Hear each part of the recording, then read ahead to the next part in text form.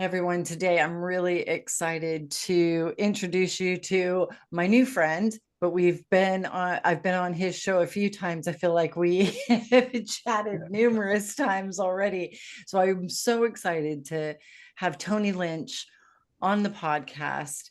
And thank you so much for being on my show now. Yes, it's an honor. Thank you for having me.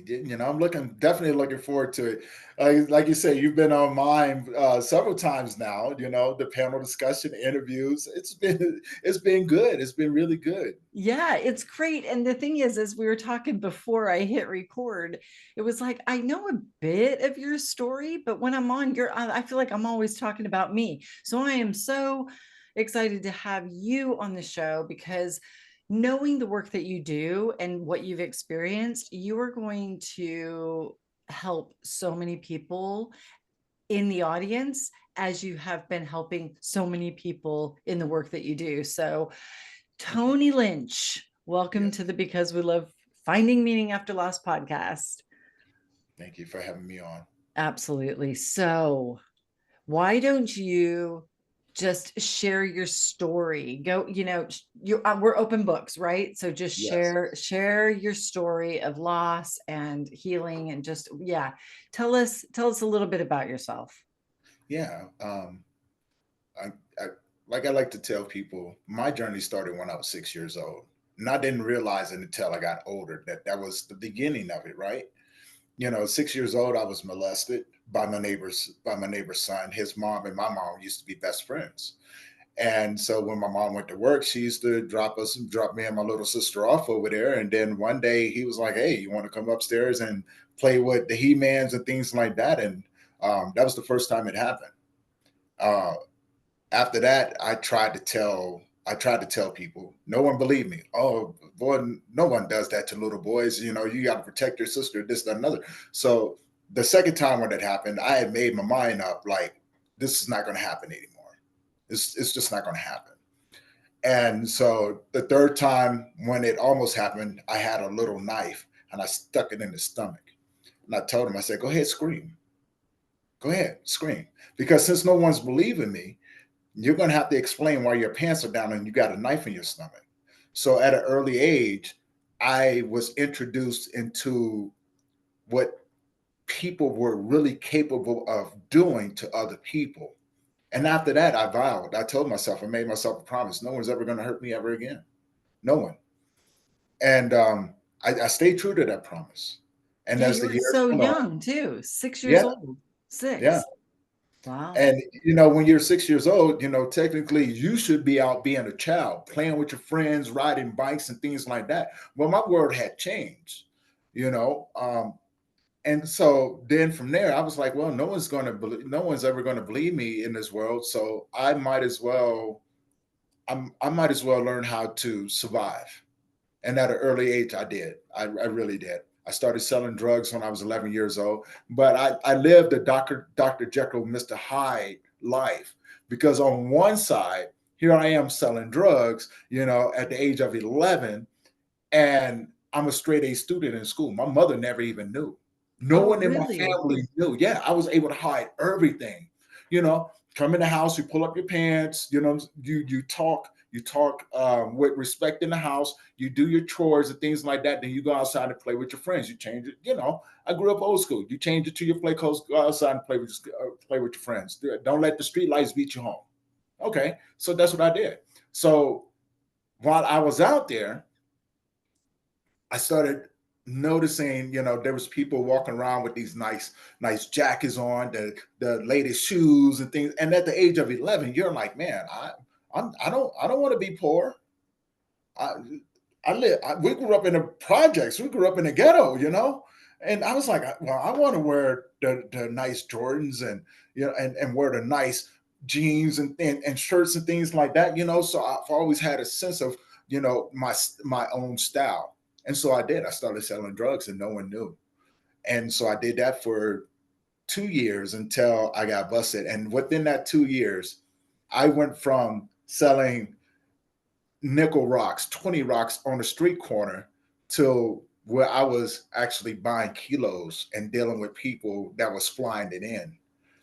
in, Wow, in at a 2 years. young age. Oh my At a goodness. very young age. So, not only was I doing that, I was selling guns too.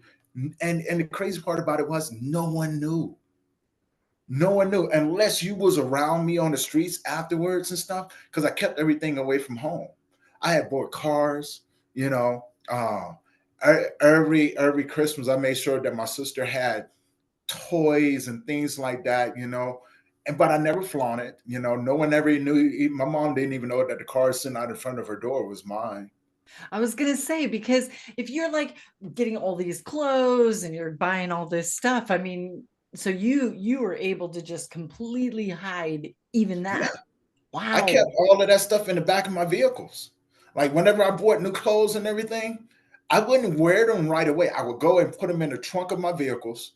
And so in the trunk of my vehicles, I had clothes just lined out. So whenever I went somewhere, or if I knew that my mother was gone somewhere, I would jump in one of the cars and I drive off. And I go park down the street from the school, change clothes, and then go to school. And Wow. then on the way home, I would park down the street, take the clothes off, put on my regular clothes, and go home. And Right? how old are you at this time? Like 16? No, no, I was still at that time when I really got the hang of it. I was around 12. I was gonna say, because the timing, but then you're driving cars at Uh-huh. 12. Wow. I was a tall kid. So, and I learned how to drive from my grandfather because he used to always go to the juke joint spot when I was younger. So, at an early age, I learned how to drive him home. Right? Yep. Well, here's the kids drive. He can sit in the back seat all drunk. Make it left right here. And so Wow. I learned how to drive. Like we learned how to drive early. And so, because back then, cops didn't really care. Nah. They really didn't. Everybody knew my family and everything. So when they saw me driving, they were like, "Oh, that's Gilbert and his grandson. He's taking them home. Gilbert must have been drinking, right?" So yeah, that's how I learned how to drive. And like I said, learning at an early age, what people were capable of doing. I learned how to. I was learning how to survive in the world, and watching my environment, the things that people were doing, I picked up on a lot of things. And so I was like, well, I can't go and be flashy like these older dudes because my mom's going to kick my butt, right? So I have to figure out a way now of how to hide it from her, but still go out here and make this money. And so I did. I learned how to do it, and one thing led to another. I started hanging out with Jamaicans, and then it just escalated from there. And I finally got. Well, they finally tried to bust me in when I was 13, and it came from an incident that happened at school. I ended up shooting a kid at school. Wow. Yeah, I ended up shooting him in his stomach. I tried to shoot his buddy too, but he ran, and so I was like, all right. So they end up calling the cops. My grandmother and everybody come down there, and my grandmother just kind of looked at me. She was like, "What happened?" So I told her what happened, and she was like, "Okay." So they didn't take me to jail, but the cops was like, "This is our time to get him." Luckily, I kept a ledger. See, my mother started picking on at the last part of it. She was like, "Who are you?" Because I made the mistake of bringing some duffel bags into the house, and my mother said, "Hey, what are in those bags?" Right? So, and I was like, I can't explain it right now. I just need to put this. I just need to bring it in the house. I'll get it out the house later on tonight. She was like, "Hold on, you in my damn house. You show me what's in the bag." So I opened up the bag. One bag had drugs and stuff in. Another bag had guns and stuff in. Another bag had just a bunch of money. And she looked at me. She goes, "I'm not even going to ask.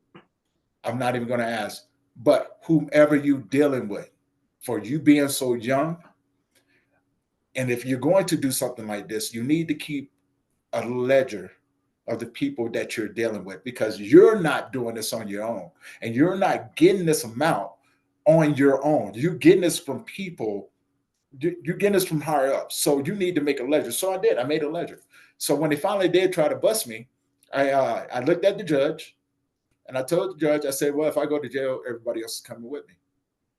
Everybody's coming with me." Because and the judge is like, "What do you mean?" I said, "You may want to go look at this, and you might want to look at the names that are in there. Something might surprise you because I'm not dumb. I'm not dumb at all." So the judge went back, came back. He goes, "You know what? We're going to move. We're going to move to dismiss the case." I said, "Okay."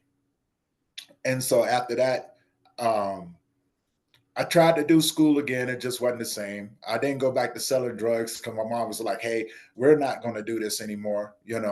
Um, we're just not going to do it. So you need to get it. You need to get it together." So at the age of 15, I left home. I left home and moved to Washington D.C. for a couple of years. Best time in my life, though. No stress. I was having a blast. I was playing football. I was That's when I got introduced into weightlifting and swimming. I was teaching martial arts. I was learning kung fu. I was boxing. I had a blast. I had a blast. You're so So young too. You're doing all this at 15. yeah, yeah. And then at the age of 17, I moved to in 1992. I moved out to Colorado, and I had just became a father for the first time. With my oldest daughter, um, and thought it was just the best thing in the world. And she was 6 months old, and I had another incident. So I ended up running from one problem, ran straight into another problem. And what had happened, this guy was he saw me dressed in red attire. So I didn't know there was Bloods and Crips up here. I really didn't. I thought it was Yeah, an in outfit. Colorado. I'm Yeah, in surprised. Colorado. Yeah, No, it's okay. very prominent, very very deep back in the day. Back then, and it still is in some areas. And so I had a maroon jumpsuit, and he thought I was a rival. He decided to run up on me and things like that, talking trash. And I'm looking at him, and now he's standing in between me and my family. And so now I've gone into protective mode. I'm like, hey, I'm, I don't care what you do, but move over here. Me and you, we can handle this. We can handle this, but I need you to move from in front of my family because you blocking me. And so he told me flat out, I'm going to beat the holy crap out of you. I said, okay, I'd like to see you try it. And when he did, I tried to break every bone in that kid's body. I beat him within an inch of his life. And his buddies saw what was going on, decided to run over, and I took off my jacket, and I'm tattooed from on both arms. And they're looking and said, "Oh, you're a Crip too." I said, "Yeah." It's like, "Oh man, it was just a huge misunderstanding." What had happened is that in that moment, my daughter's mom had this look in her face of fear. Like, Mm, so she's always heard the rumors, but she's never seen, I never led her into that direction that I was that individual. So I was always good at hiding things yeah. until that moment. And then when she did that, I realized then that I wasn't going to be able to walk away from this life. And I told her, I said, look, why don't you take our daughter, get far away from me as you possibly can. If you don't want to contact me or want me to know where you are, that's totally fine. Mm, But there's no way I'm going to be able to survive this world and this life and be a father. yeah. So I would rather give her the best opportunity at the best life, even if it's without me. That must have been so difficult to make that decision or to even say that. You have to though, Mm, because when you're in the gangs and things like that, you have to make sacrifices, right? You don't want the people that you love getting caught up in the stuff that you're doing. You don't want them to get hurt over something senseless because you can't get out of it and things like that. So it was the best decision. Yes, it was hard, but yeah. as a parent, our main job is to protect our children and Yeah. those that we Yeah. love, especially from the choices that we make, right? At least that's the way I've always thought about it. So she did. She took her. And that was in 92. And so she's pretty up there now. She's up in age now. Yeah. And it was the best decision I ever made because as soon as after that, my life went in a totally different direction. Now I'm back in the gangs. I'm running the streets, and every day I'm just getting deeper and deeper and deeper to the point to where there was no coming back for me. There was no coming back. Oh, it was about the lifestyle now. You know what I'm saying? It's about living this life and surviving it the best way I know how. And the only way that I knew how to do that is that I had to become something different, right, Mm. in order to survive. And I did. I became it, and I lived it through and through. Um, and it was just a whirlwind of just tragic moments, people dying. I mean, I remember one incident. I was sitting on a porch with one of my buddies, and we out there selling drugs, and that was the first time I've ever been in a drive-by, and we was out there drinking, and things like that. And I remember he's sitting and he's looking this way, and I'm looking the other way, but I'm noticing these cars driving around the neighborhood. But I never really paid attention to it. So I'm paying attention to the color, and I know that they don't belong over here, but what are they doing? And the next thing I knew, there was a shot that went off. And my buddy had just turned around. It hit him in the side of his head, and his brains hit me on the side of my face. And I turned around and I looked. I was like, oh, it's on. That's all I could do. I wasn't shocked. I wasn't anything. I just looked. I was like, oh. And then I'm watching my buddy down there. And next thing you know, we in an all-out shootout. We in an all-around shootout. And that was just the first moment. That was just that day. And it had been consistent, if not worse, as life went on. So in 1994, I went to prison for 5 years for a crime I never committed. And I got out in 1999 and was shot 22 times. You were shot 22 times? I was shot 22 times, early 2000s. I got out almost, I think it was like 4 or 5 months before 2000 hit. And in the early 2000, January 2000, I was shot 22 times. Oh my And I God. survived. Yeah. I, I mean, like the fact that you're just even here talking is yeah. incredible. So yeah, I did that happened. And the crazy part about it is that I wasn't even mad that they shot me. Because it had been started. The war had been started between me and these rival gangs. So I wasn't. It's just part of the life, right? This is what goes on. You can't be mad at what people do because you're out there doing just as much. Yeah. Mm. And after that, I was in the hospital, and I just remember telling one of my buddies, I was like, I'm going to war. And I just started laughing. I was like, I am going to war. These guys just started a war and not knowing what they just opened it. This is Pandora. How are you going to shoot me and let me live? They missed every vital organ. And it's three of them that shot me. And they were like, hold on, man. I was like, no, no, no. I was like, give me my clothes. I'm leaving. So I left the hospital, still got holes all in me and things like that. And I just I went back to the hood, and I told my buddies, I was like, y'all coming? They was like, hold on, man. I was like, no, no, y'all coming? If not, I'm gonna go do this myself. So at this time, I had accumulated a lot of guns, and I had them hidden all over the place. So I went and gathered them up. I said, it's time to go to war. I was like, you can't shoot me and then let me walk around. This is not going to be good. So I did. I went to war with them for probably about 3 or 4 months. And finally, they waved the white flag at me.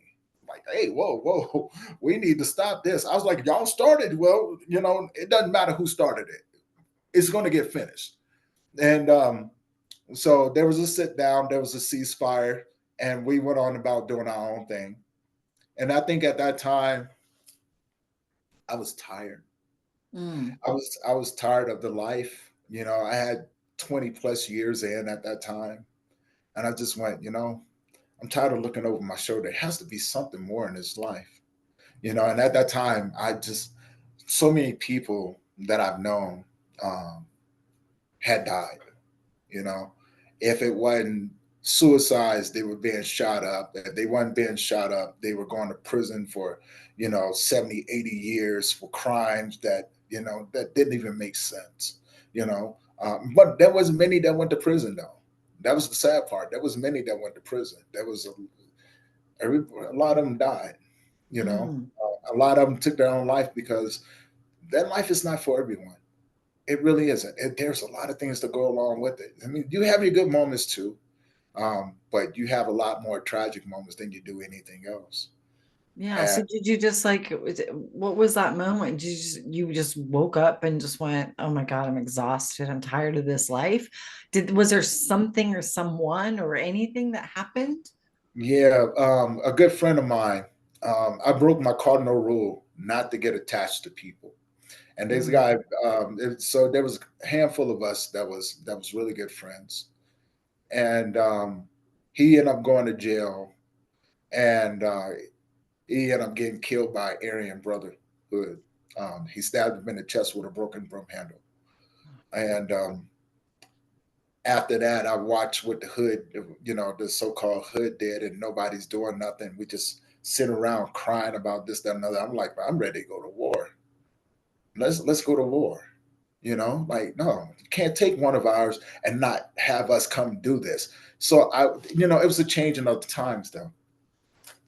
And when I realized that nobody was doing anything, I said, you know what? I don't want to do this no more. I don't want to do this anymore. Mm. And I made my mind up. And so I went to a couple of the older guys, we call them OGs and stuff like that. I went to them and I said, hey, I'm tired. I'm done. They said, well, you just can't walk away like that. You got secrets. I said, yeah, and y'all got my secrets too. So, I can either walk away, or here's my gun.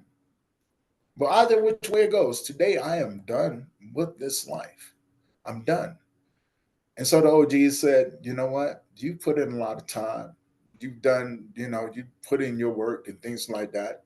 You got more time than most people here.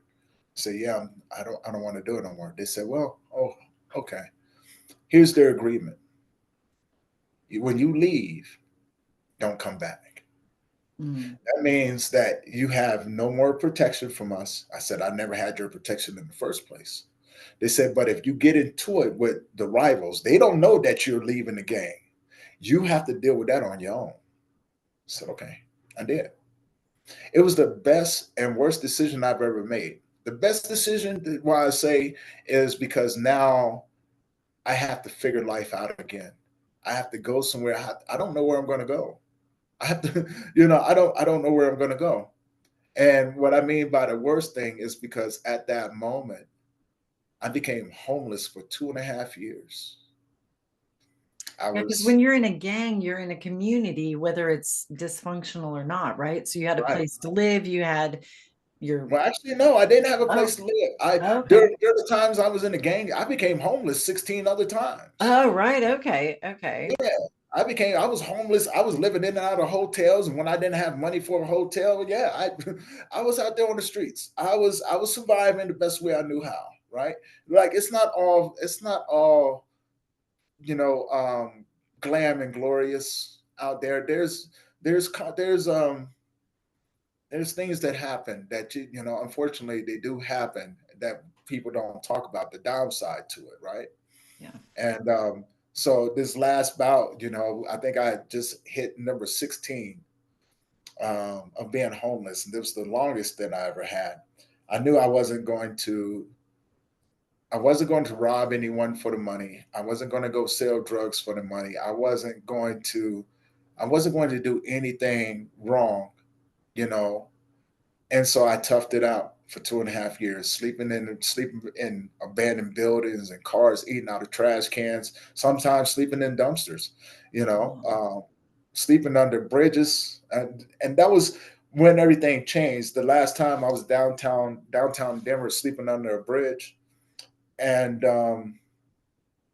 I was down there with another homeless guy, and I'm down there in a t-shirt because I didn't have much. I didn't have much at all. And we was sitting down there drinking a bottle of wild turkey. I'm cold. It's in the middle of a blizzard, and it was something like you ever see New Jack City? yes. Yeah. Was it like that?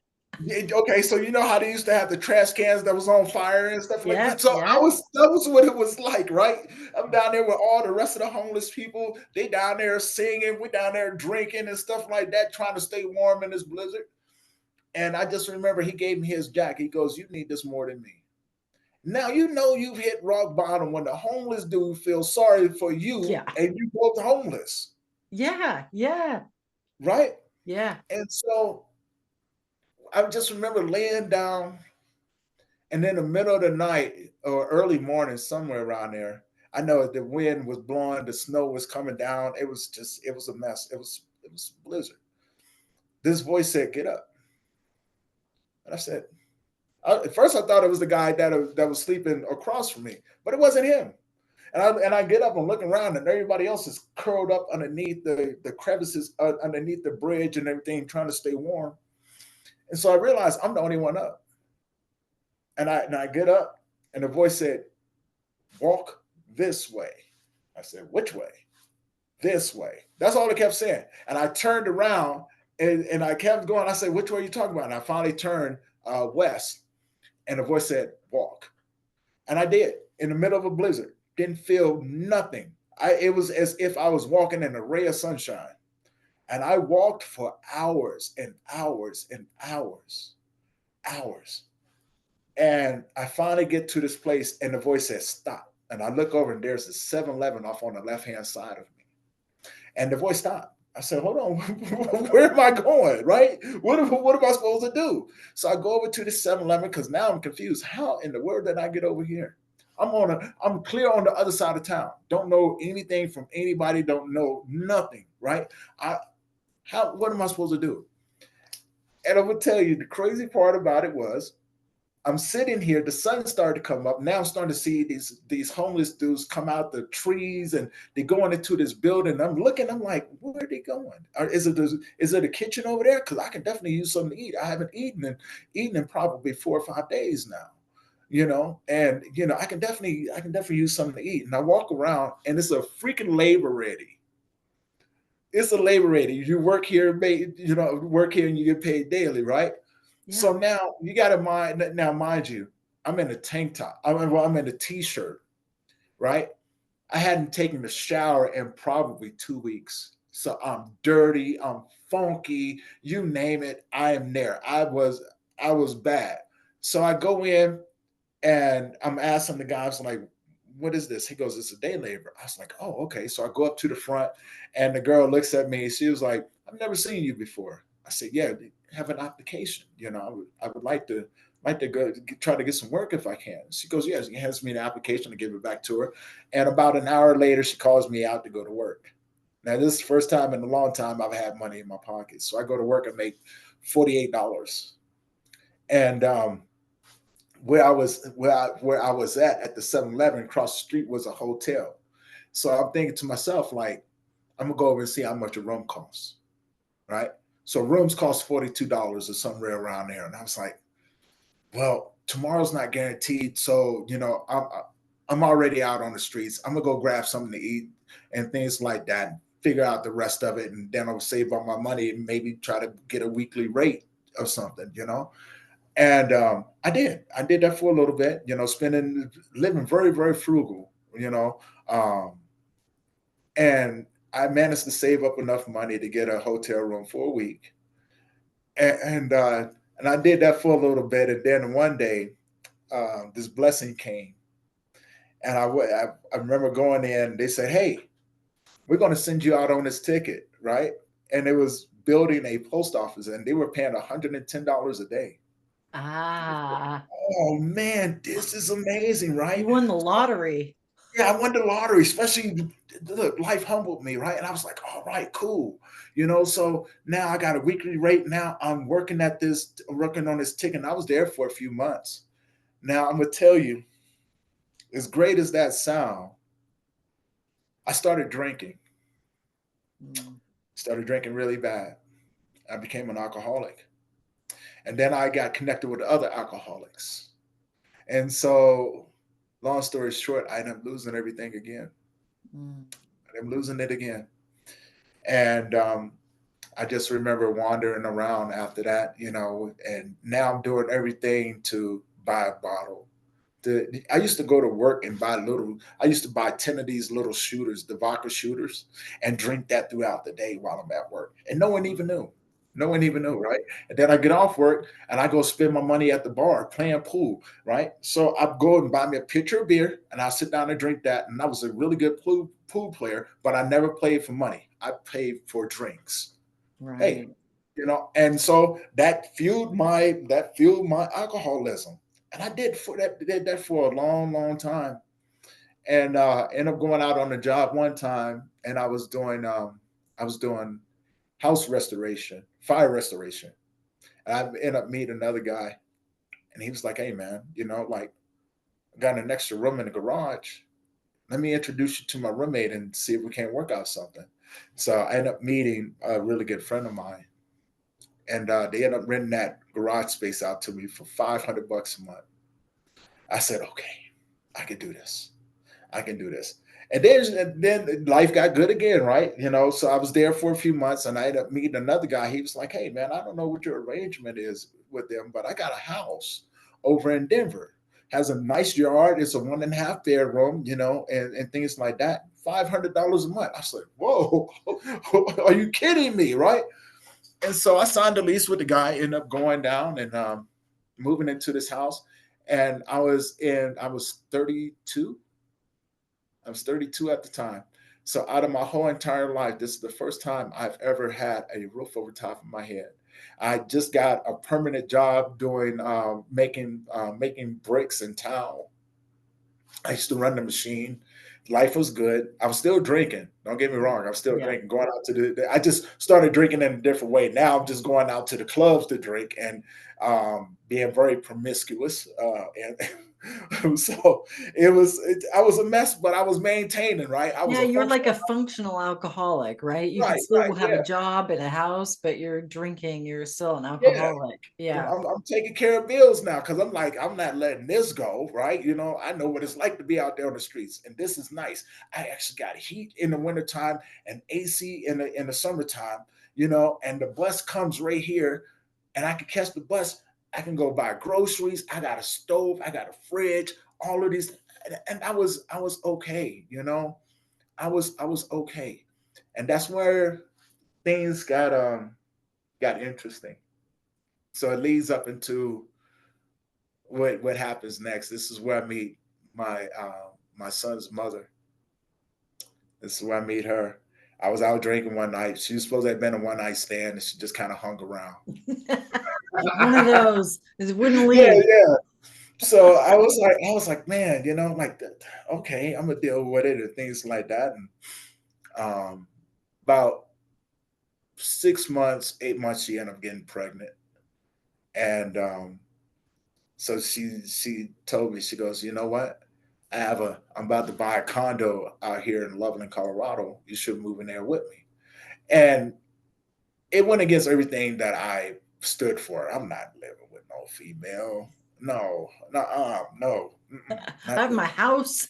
I have Yeah, I everything I got my need. house. Life is good. I'm not messing with anyone. It's actually pretty mellow where I'm at, and Yeah. things like that. And my best friend talked me into it, and I ended up moving in with her. And about 3 months after that, she started really just treating me like crap.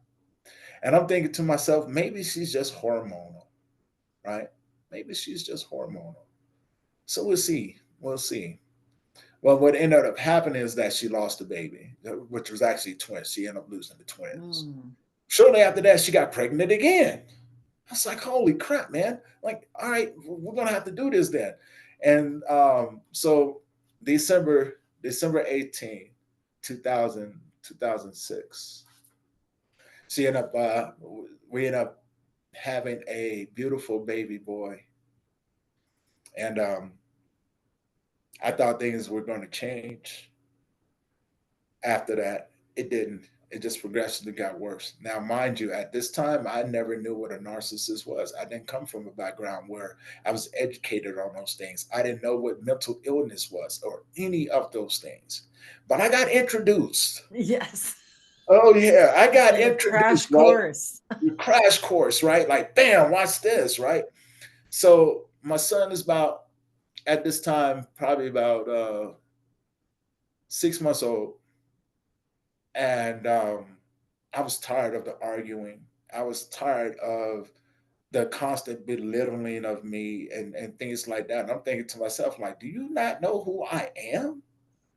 Like, woman, I could no, Yeah, I've you been in know, gangs. What are you telling yeah, me? like I survived some stuff, and Yeah. you over here belittling me like I am nobody. So finally, I said, you know what? I'm done. I'm not going to do it anymore.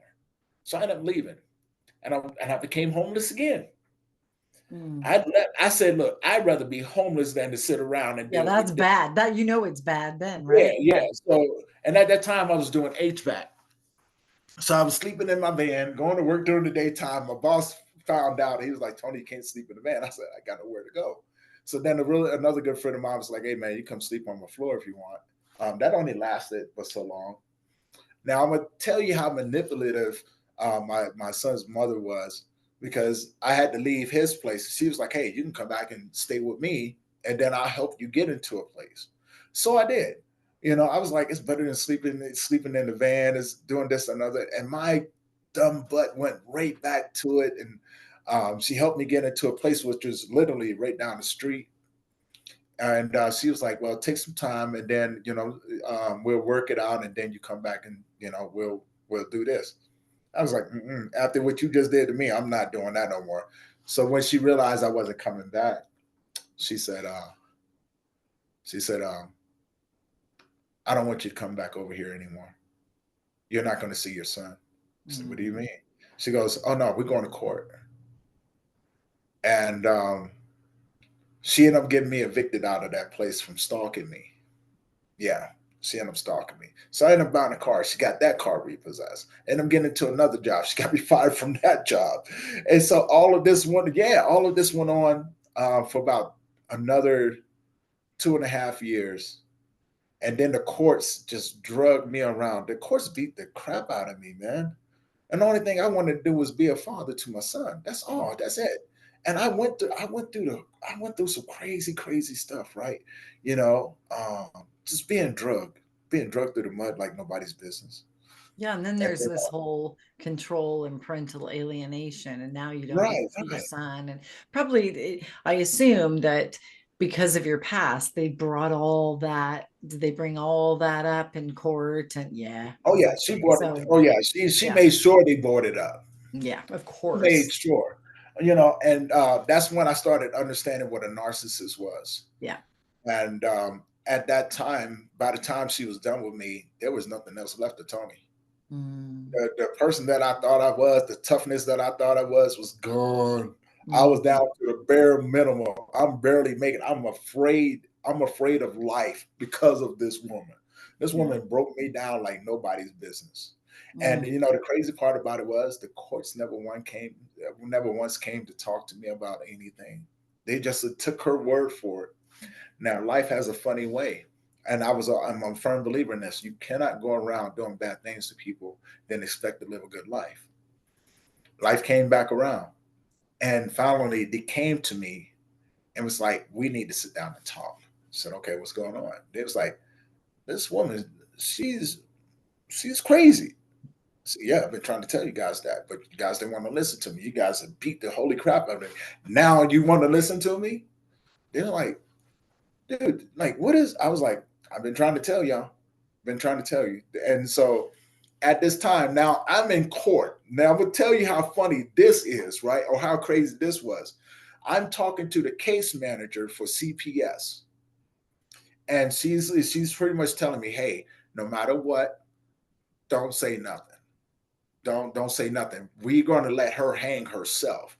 Now she comes into the courtroom, sees me talking to this lady, gets on her phone and yells out, this fat cow, talking about the CPS lady. And as she's saying this, the judge is walking out from the chambers and heard it. And so now she's walking out into the foyer area, and now you can hear everything that she's saying. He's sitting down talking to this fat cow, and this. I was like, oh. Ooh, hanging herself. Yeah, she hanging herself, right? So now I'm looking at the case manager. I'm going. She's like, don't say nothing. Like, just keep your mouth shut. I said, yes, ma'am. So now it come time for the court proceeding, and that thing went left on her so quick. I was like, whoa, what just happened here? So now she's trying to take me for child support, trying to get like $2,000-3,000 a month from me. The judge said, oh no. What we're going to do is that the judge came to me and was like, is there anything that you need to say? And at first I was like, no, no, no. See, I'm giving you step-by-step details, right?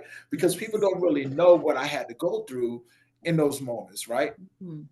And so now I'm telling the judge no.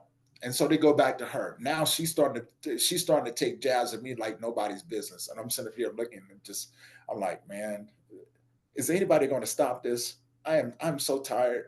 I don't want to do this anymore. Crazy part about it was the judge goes, can you afford $99 a month, Tony, for child support? I said, yes, ma'am, I can. She goes, that's your award. And then after this, we're going to bump it up to $110 a month. So she got mad. And I did like this. She just did all of this to herself. So now the tides have turned. She goes, do you have a lawyer? I said, no, ma'am. I don't know. I don't even know where to start.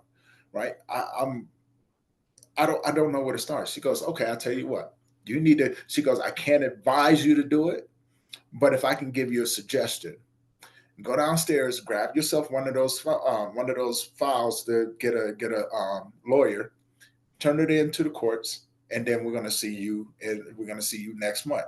So I got myself a really good lawyer. That lawyer went in. We went in the next month. I ended up getting supervised. Well, I ended up getting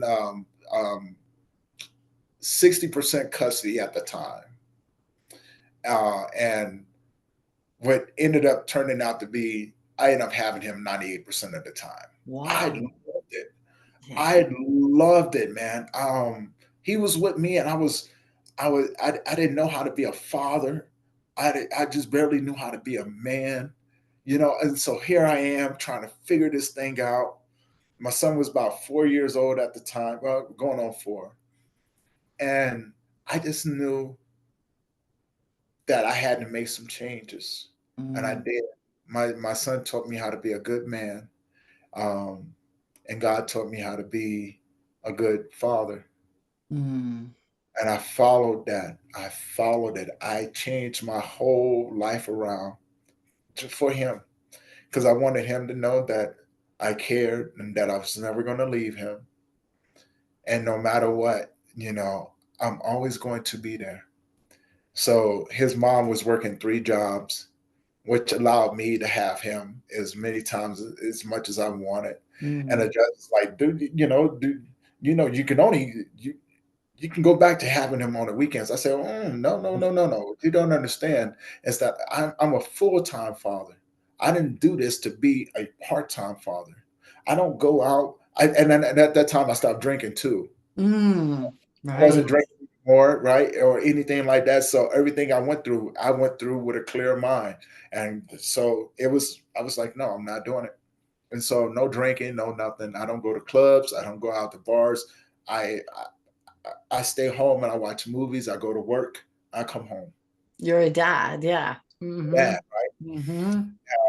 Best decision I ever made. The time that I had with that kid was the highlight of my life. Yeah. The highlight of my life. And in October 2015, October 31st, 2015, my son suffered a major overdose because his pharmacist mixed his medication very wrong. I'm talking about very wrong. And so we end up spending 3 days in the hospital, with 2 of those days of watching my son just go through the most horrific things that you can ever imagine. They're treating him for everything except for what we told him that was going on. So the first mistreatment by the doctors. Then finally they were like, hey, we're going to have to airlift him down to this children's hospital. And so they did. And it's still the same treatment, man. They never did anything with the overdose. And finally they came on a Sunday night and they said, hey, look, we think your son has, this is their words, we think your son has a rare brain disease where the sheeting on his nerves is being stripped away. He may not make it. Mm. I said, okay. What do you mean to tell me that he's not going to make it? No, I'm not. I'm not okay with that. Why don't you treat him for the overdose? Because we don't know. I said, but you're giving him everything else, right? Why don't you give him what he needs so we don't have to go through this? Well, with this disorder, he's slowly going to pass away. Monday morning he wakes up. Yeah, Monday morning he wakes up, and I'm sleeping by his bed and everything, and I hear Dad. Like, look up. And he's like, what you doing? So he never knew anything that happened those 3 days. So now he's up. The nurse comes in, and I look at the nurse. Finally, the doctor comes in because this is on a Monday morning. The doctor comes in. He looks at the chart. He goes, "This is a typical clonidine overdose." So the same thing that we've been trying to tell these nurses and everything for this time that we was there, no one wanted to pay attention to us. And I looked at the nurse. I said, the sad part about it is that between his mother and I, we are way smarter than what apparently you and your staff is. And that's sad because you're the one with the PhD. I said, you guys, this is ridiculous. So we take him home. And the best, we take him off the medication. Now my son is with me. And shortly after that, his mom was like, hey, I'm going to come pick him up. And the day after she picked him up, I get a call from my son saying, hey, can you come get me? Mom's beating on me. So I go there and physically abusing him. So I go to the door and he's in there fighting her at the age of, 7 years old. 7 years old. He's fighting. She got him down on the ground. He's fighting her. And so I knock open the door. I grab her and I throw her up against the wall. And I grab my son. I said, baby boy, go to the truck. I'll be out there in a minute. And I turned around. I said, look, this don't happen again. This does not happen again. But unfortunately for me, I didn't have the court custody. I just had custody. So technically I couldn't, take him. I wanted to though. And so the next week she comes and she goes, well, I'm coming to pick him up. I said, God, man, I don't feel right about this. I do not feel right about this. But I couldn't do anything. So I had to let him take him. And sure enough, 7 days before, the first time was 7 days before his birthday. The second time was 7 days, as a matter of fact, 6 days before Christmas.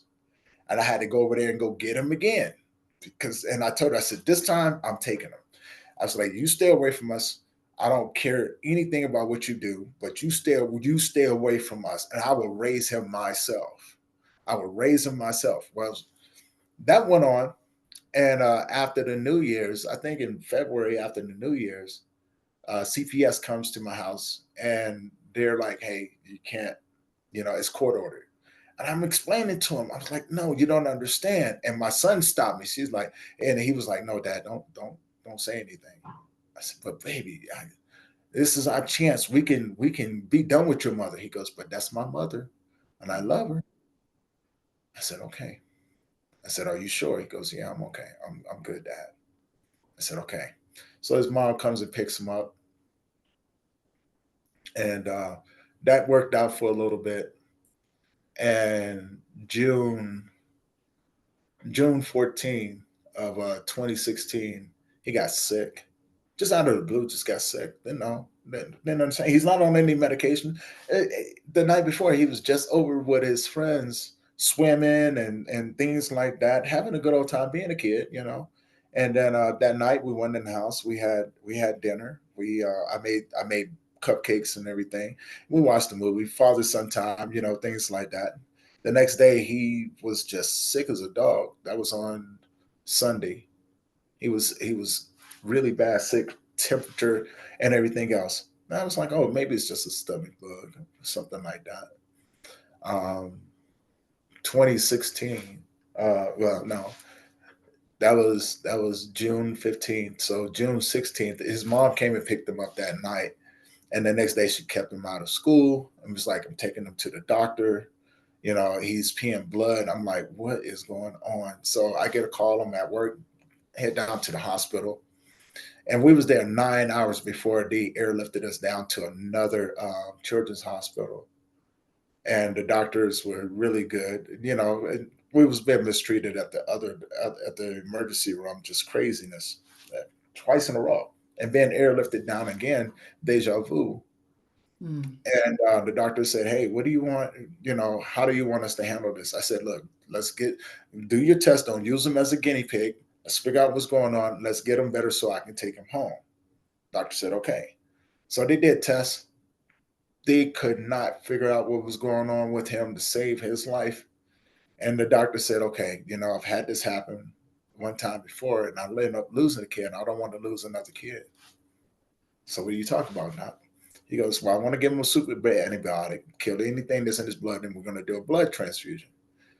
So they gave him that. He comes back in, reassures us he's doing good. His vitals and everything is good. During the blood transfusion, um, his blood coagulated so fast during the transfusion that it crushed every organ in his body. My God. During this process, there's a cold blue going on, and there's nurses from every floor running in this room. This light is going off. And I'm looking at his mother like, what in the hell is going on here, right? And then you heard the words of the doctor. No parent wants to hear these words. Go get his parents. We're losing him. And I walked in the room as everybody's clearing out to see my son take his last breath. He was uh, he was 8 years old, 8 years old. Ugh. and that's where everything really started. Because I mean, even after that, the nurses had to come in and clean him up. That should tell you about the scene that was in the room. The nurses cleaned him up, and I laid in bed with him because I didn't want to believe that he's not coming home. I laid in bed with him for like an hour and a half, hoping, covering him up and everything, because he was getting cold. And I was like, come on, Bubba, just wake up. Like this is all just a bad dream. He never woke up. And then I thought to myself, how am I going to explain this to my mother, to my family, to everyone that knew him? How am I going to tell them this? And I ended up calling my job and said, I can't come in today.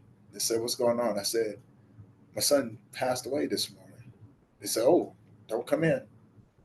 I said, but I don't know what I'm supposed to do. And now I'm driving around.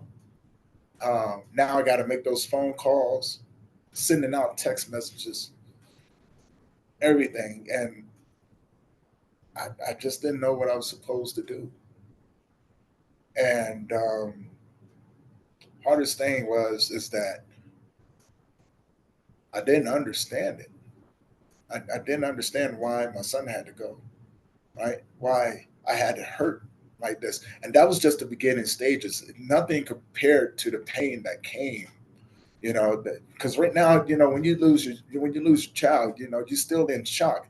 And for the longest time, for probably about a year some change, I was just waiting for someone to call and tell me to come pick my son up from school. Maybe this is Yeah. just a dream.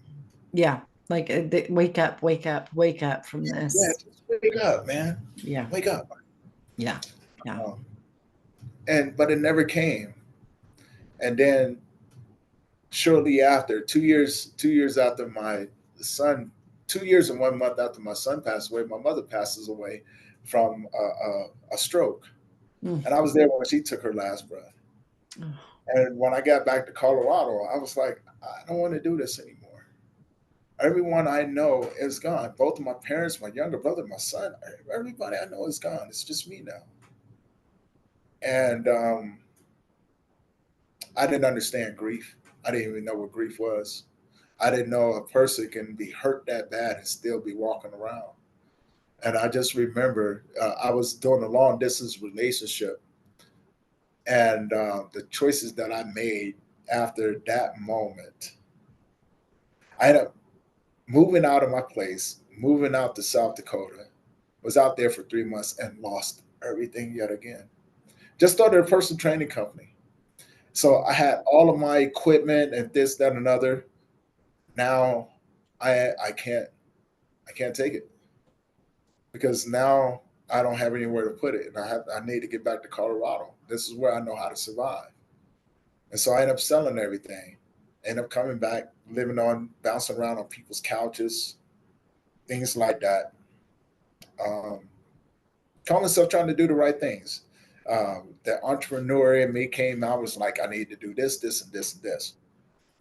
But life had a different plan for me. None of that worked out, and life handed me my butt yet again, yet again. It got to a point to where it led me to, after losing everything, it led me to eventually planning out my own suicide. For 2.5 months, I planned it out, and I just remember being in those final seconds where I was about ready to put a bullet in my head, and that voice came back and screamed at me, Tony. And it sounded as if I'm talking to you right now, right? So I'm in the middle of nowhere. I'm in the middle of the desert. I had this thing planned out to the very last detail. I'm gonna do it. No one's gonna be looking for me. That the smell and the stench is going to eventually, seep off and through the hills of this desert, and the mountains going to, and the animals are going to come looking, because what I'm saying. There's a lot of scavengers out here. They're not going to escape a free meal. And I was thinking to myself, like, by the time they even find out what's going on, there's just going to be a blood stain on the door. Um, but my bones are going to be scattered all over the place. I'm going to, circle of life. Let the animals have me. That didn't happen. And that's when everything changed for me. It was, there was the argument and the disbelief, the victim. I played all of that. And I was like, no, no, life cannot be this way. I'm done. Why are you stopping me? And the voice just kept telling me, oh, I got something for you. What do you mean you got something for you? And I went, well, if you got something for me, first explain to me why my life had to be like this. And I started breaking it down, and from the time I was 6 and everything else, and it just kept going and going and going, and followed my path, the journey, the zigzag motion, what I'm saying, the homelessness, the alcoholism, all of these different things that have been going on, the loss of friends and family. And, I was like, well, like, at least this way, if I do it, no one's going to care. I don't have to deal with this anymore, you know? And eventually the voice said, oh, you thought your life was about you? No. Mm. Is this the same voice that said, get up and walk? Yep, Walk, same walk, keep exact walking. voice. The same exact voice. And it came back. And then when they told me that, I said, well, I had to do this, that, and another. It goes, yeah, if you had not done this, you wouldn't be able to do this. If all of these things had not happened, see, you too focused on the moments that was changing, but you wasn't focused on the people. I said, huh, really?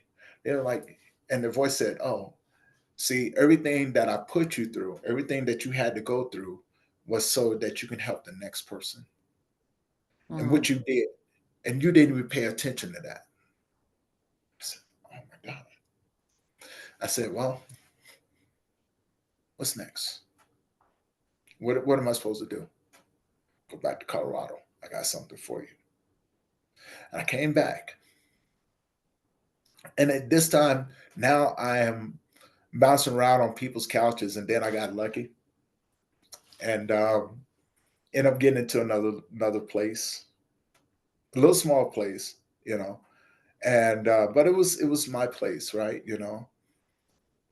And as I started to do that, I just sat back and I just shook my head and started laughing. I said, okay, I get it. I somewhat get it. But what's next?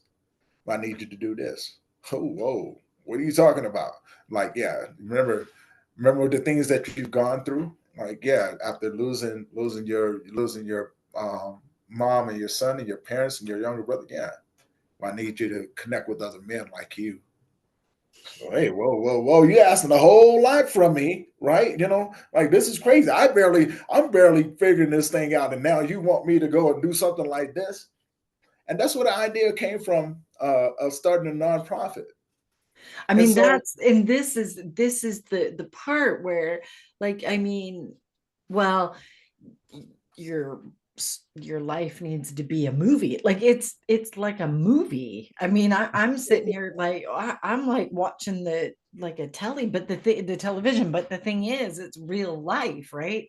yeah, yeah, And then this what you do like this, I think this is the it blows me away how the story from, like you said, from six onward, it's just one thing and tragedy after another and after another and after another, and you're still here, yeah, and now you've been called to like help other men in their yeah. grief. Oh Mm. yeah. And it was crazy because I was arguing. I was like, "Are you crazy? Are you? No, I'm not the guy for this." Oh, and that voice said, "Oh, yes, you are." I was like, "No, I'm not." Look. You got the wrong person. You might want to go find somebody else who's better equipped to do this Yeah, than me, my name right? is Tony Lynch, just so Yeah, you're looking for someone else. yeah. Bob over You're there, looking yeah. for another Tony, right? I Yeah, know yeah. it may sound like you, Anthony, but Anthony, whatever. yeah, Yeah. you're looking for Anthony or Antonio. I'm Tony. Yeah, I think you got the names mixed up. You might want to go find them. And the voice Yeah. laughed at me. It was like, "You're going to do it." So for probably about 9 months, right Yeah. after that, I was like, "Yeah, I'm not doing it. I'm not doing it." So now my heart, my heart is aching. It is aching. It is longing for this thing, and I don't. I'm just like, I don't know what I'm doing. I'm an introvert. You got to understand. I'm an introvert, strong introvert. I'd rather be alone. You know, and my heart wouldn't let it go. Like this thing just kept pulling at me. And so I was like, I don't even know where to start. And life has a strange way of coming and answering you when you don't know where to start because you don't know what you got, right? You don't know how this thing is supposed to go. And so I remember I was sitting in a Dollar Tree. I was going in there to go buy me some snacks and I was going to go back home. I was going to go hide for a little bit. And I'm standing in line. I got my gummies, I got my cookies, I got my soda pop and everything. And I'm standing there. This guy comes walking in through the door as if he's on a mission. I can't. And he's walking through and he takes right, and I'm at the end aisle. And he walks over there and he stands right there. He looks at me.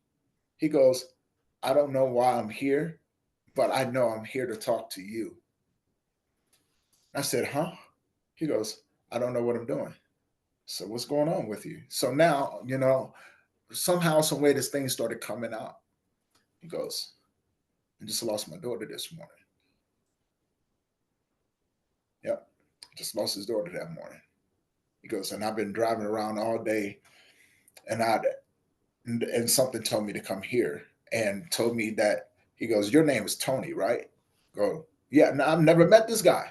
I've never met this guy a day in my life. I go, yes, it is. He goes, I'm supposed to talk to you. And we sat there in the middle of that store and talked. And he cried. And the women that was in the store is looking and they're not disturbing us, but they're letting us do our thing. Right. And this guy, he's just like, you mind if I call you from time to time, to have somebody to talk to? And I never once mentioned to him that I had lost my son. I never said it, never once. And so we still keep in contact to this day. Still keep in Wow. contact to this In the Dollar Tree. in the Dollar Tree. Now, when this conversation was over, he goes, "I'm gonna call you, but I need to go. I need to go see my brother and everything. But I'm gonna give you a call. I would like for us to stay in contact." He goes, "I've never opened up like this before. Thank you." He walks off, and I go up to go pay for my stuff. The girl behind the counter is looking at me. She's in full-fledged tears. She goes, I've never seen anything like that before. And I start taking my stuff out the basket and I'm going to pay for it. And she looks at me. She goes, no, I got this. So she took care of that. But then it was incidents like that that Yeah. just kept happening. And I remember sitting around with one of my buddies one day in his garage, and I said, "You know what? I'm gonna start this nonprofit." He goes, "What do you mean?" I said, "I'm starting a nonprofit." He goes, "What are you going to do?" I said, "I'm going to connect with other men like myself because there's more to it, and I need to learn." Right? He goes, "What are you going to call it?" And at first, it came up. It was called Memories of Me. Right? Then it was dads like me, and then it was fathers like us, and then memories of us came a little bit later on down the line. And so now I'm like, what am I supposed to do? I don't have any mentors, I don't have any direction, I don't know what am I doing, right? I'm going crazy. What is this thing? Imposter syndrome is real. Yeah. Are you crazy, Tony? Yes, I am. I'm crazy. I'm definitely crazy. There's something wrong with me, right? So now I go and I make a couple phone calls and I'm trying to figure this thing out. And somebody said one of the guy who mentored me when I started my personal training company, his voice came back in my head and was like, "Who knows you?" And I Mm. go, "No one knows me. Why not? Why don't the doctors, the attorneys, the the hospitals, why don't these people know you? You need to be out there. People need to know who you was." And now, being an introvert, I'm Like, arguing with myself nah. like, yeah, no, this ain't for No, me, no, right? no. Yeah, no, no, I'm not about to do that. Yeah. And I did. I ended up during out that transition. I ended up meeting one lady, and she connected me with some other people, and I started going to like these little business meetings. I started going to like these little seminars and all of these different things, these little gatherings. Now, the crazy part about it is when these people asking me, "Well, what do you do?" I began to talk as if I had been doing this my whole entire life. And again, mind you, I don't know what I'm doing. I do not know what I'm doing. But I talked as if I knew what I was talking about. And I started making all of these different connections and meeting all these different people. Then everything just kind of fell into place from there. Like I figured it out along the way. Yeah. And then Memories of Us was born. The foundation of Memories of Us was born. And I went through every challenge that you can ever imagine. People calling me crazy, telling me I'll never succeed at it, doubting my own self. A lot of it, a lot of it. Um, people, people trying to destroy me. I mean, literally, and I'm not. I'm not even exaggerating. People that I thought that I was going to be working with were the same ones that tried to destroy everything that I was putting together, and I didn't understand. I'm like, why? I'm not messing with anyone. Yeah, you're helping people. Right. Mm. And these people just came after me, and I was just like, what in the like, hold on, I brought you in with me and now you're okay. So it was like, and it dawned on me. Not everybody that that's rooting for you is really rooting for you, Yeah, yeah, right? yeah, And then from there, COVID happened. During yeah, yeah. COVID. COVID Yep. happened. But I'm gonna tell you, the crazy part about it is when COVID happened is when all the doors opened up. And that's where I thrive the most, right? I got an office space. Um, Started bringing in these other organizations, wanted to do other support groups and things like that. And my heart was always in it. I never asked anyone for anything. Here I am. I'm no longer working days because I'm working on my nonprofit during the daytime. So I took on a nighttime job to fund everything that I was doing. And I'm telling these people, look, come and let's do this. Like I'm not asking them for anything. Like let's come and make a difference. That's where my heart was. And it's always been there. Nothing has changed about that. Let's come and make a difference. You do this, you do recovery work, you do mental health, you do suicide. Let's come in. Look, I have an office space. We got all of this, all this space right here to do these groups. Let's come and do it, right? And so I brought them in. Needless to say, those same people that I brought in, yet again, I learned a valuable lesson. It was a mess. Mm. It's a straight It's up mess. interesting, isn't it? Because I'm sure all of it is learning curve for you, just in general. I mean, some guy comes up to you in Dollar Tree, or you're like, you need to be doing this. Well, I literally don't know how to do that. Like you said, you don't have a mentor, you don't have, so you're learning as you go. And in that, it sounds like there were some real ups and downs in learning. And then, but the thing is that knowledge is power, isn't it? So you wouldn't have known these things without that Right. experience. But it's interesting how you said, yeah, I didn't know what I was doing. I'm at these meetings and I'm just talking. But I think the reality is that when you have this calling and when you have this lived experience, you're literally talking from a different place than some head knowledge or some degree or something that somebody can teach you. It's in you, you have it. And Right. so clearly people were like, that guy has that. So you have this nonprofit organization, then you obviously ups and downs with that. But you have a podcast, like your main like objective, so to speak, your passion is helping men who are grieving. Yes. And then my other question to you is it just grieving the loss of loved ones or your children, or is it parental alienation through what you went through with the custody battle, or what is it anybody, or? Well, when I realized that this was my lane, there was nobody else in it. I primarily, because I knew where my biggest struggles were. It wasn't about the parental loss or anything like that. It was about the loss of all of these loved ones that taught me and led me down this path. And that's where I felt more comfortable in, right? To be able to talk with someone, because honestly, the people who were coming to me were experiencing loss. They wasn't experiencing, the displacement of their children because of the craziness of life, right? Or CPS or anything like that. They were Yes. experiencing loss, like Yes. significant loss. And that's where I felt comfortable. And Yes. I stayed in there, and it was just like, okay, whether if it's parental, child loss, sibling loss, I have experience in all of these different things: parent loss, loss by suicide, loss by addiction, all of these different things. Loss is loss, Gangs, right? I mean, Yeah, yeah, right. all of it. So it opened up the door for me to be very diverse in the people that I was talking to, because now I can relate to the game banker.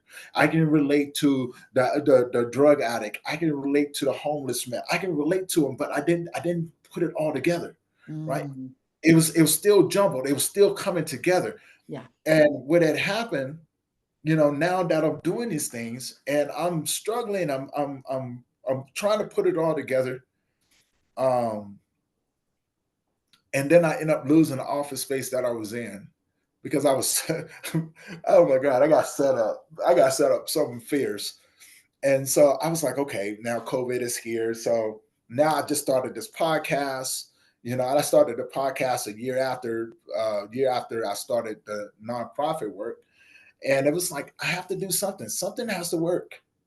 So let me start this podcast, and let me get these stories out here with these other men to show other men that they're not by themselves. Let me do something inspiring. So my crazy butt was like, this is what I'm going to do, right? And I started this podcast thing. My first podcast was called Memories of Us. And that's exactly what I did. And that morphed into something different, right? And I was like, oh, wow, there's a lot more people out here that have experienced this. Let me just venture off and see this. And at the time, I had my production team, and things were going well. and I was dropping an episode every week or so like that, and I'm still struggling. I'm still trying to put together these support groups and things like that virtually. So I was like, oh, you know what? I'm going to switch everything virtual, So how do I do that? I'm not on social media. I don't have a Facebook, LinkedIn, none of that. And so I started making accounts, and I was like, okay, this is what I'm going to do. So I started doing everything virtually, and I was so excited. I was so excited because I was like, here I am. I got something new that no one else is doing. People are going to be all over this, right? I'm going to build a nice little network. I'm going to tell you something. It didn't happen like that. It definitely did not happen like that, right?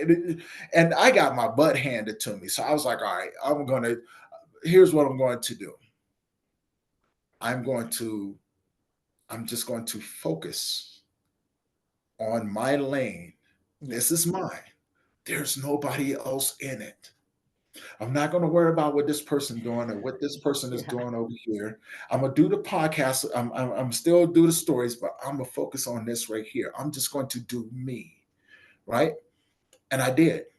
And I didn't deter from the course, because I remember when I deterred the first time, I got my butt handed to me, right? The enemy was waiting for me. He was like, oh, yeah, I got you outside of your lane now. Bam, bam, smack me and put me on back in my lane. I was like, all right, I know not to do that no more, Yeah, right? Right? You know what I'm saying? It's like the kid, the first time you totally get do. your butt whooped, it's like, hey, whoa, it's not doing that, right? That's what it's like. It's like, oh, get on back Yeah, over there. exactly. But I love that analogy because I mean, so many people that us, like I've always worked in corporate, and then you become like your own CEO, and you're like, Mhm. ooh, shiny penny, ooh, shiny, oh, and people are telling you to go do that, and you're like trying to do these things, and your kids, nope, no, no, okay, well that didn't work, and so Mhm. yeah, it's like this course correction. You're like going, oh, look, and they're, nope, nope.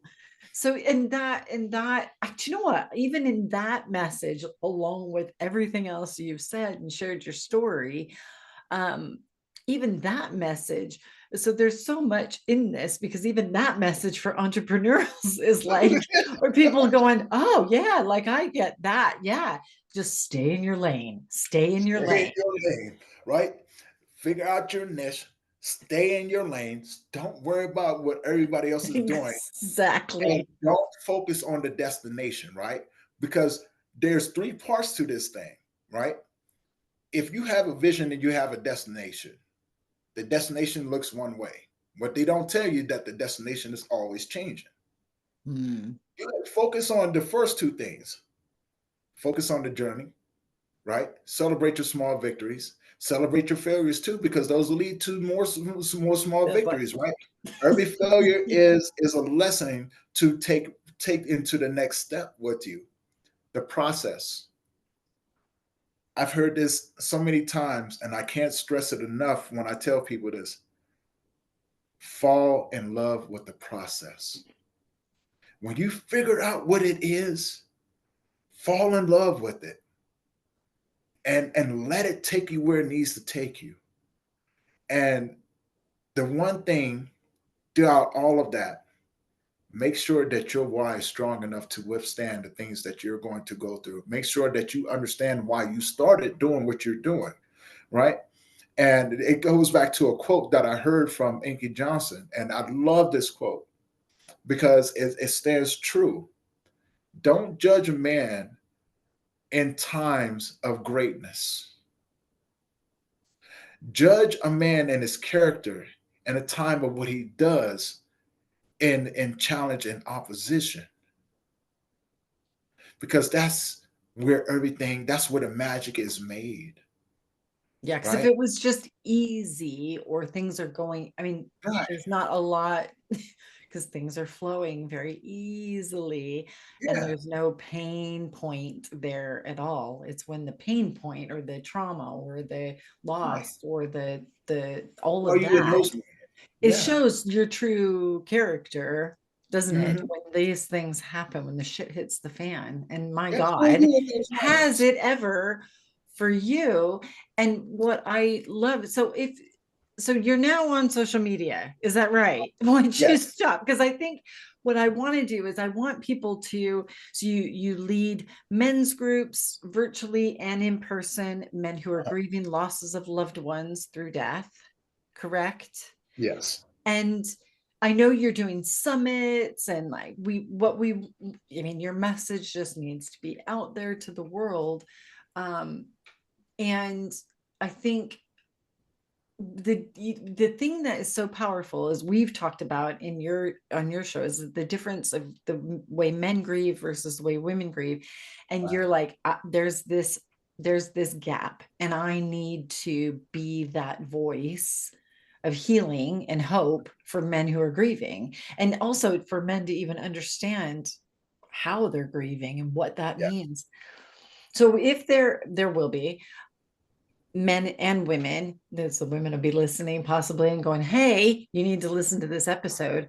I want people to find you. And so tell me how people can, I will put all the details in the show notes, but tell me how people can find you, how they can find your organization, how they can find your podcast, because that's important as well. Okay. They can find me on Instagram at Men's Grief Support. They can find me on Facebook for Memories of Us, um, grief support for men.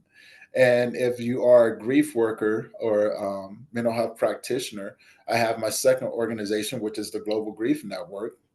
You can find me on LinkedIn as Tony Lynch, right? I do a lot of things across these different platforms. And if you enjoy conversations like the one that Lisa and I are having, find my YouTube page, which is Grief Let's Talk About It podcast. Lisa, you've been up there, you've been on the panels and things like that. So I do live discussions with people. I do live panel discussions, and so yeah, that's pretty much where you can find me. My website is under construction right now. I'm revamping it, trying to come out with a whole new, different flavor and things like that. Oh, So, the joys of that. oh, of course, of course, of uh, course. I mean, Um, it's exciting, but it's like, let somebody else, right? right? Do that. Yeah. Exactly. I mean, and that I think is the important thing, is because you have all these different things. You're still in your lane, but you have Yes. all these different modalities, all these tools, and all this support that I love that people can get a hold of you in many different ways. Um, so we'll definitely have that in the show notes. I mean, I really don't have any other, I have no real words. Like normally when I'm in a podcast, I'm like, blah, blah, blah. But I'm just like listening to your story. I don't really have words to say other than thank you for sharing your life and your story, and the vulnerability. I mean, that's one of my core values.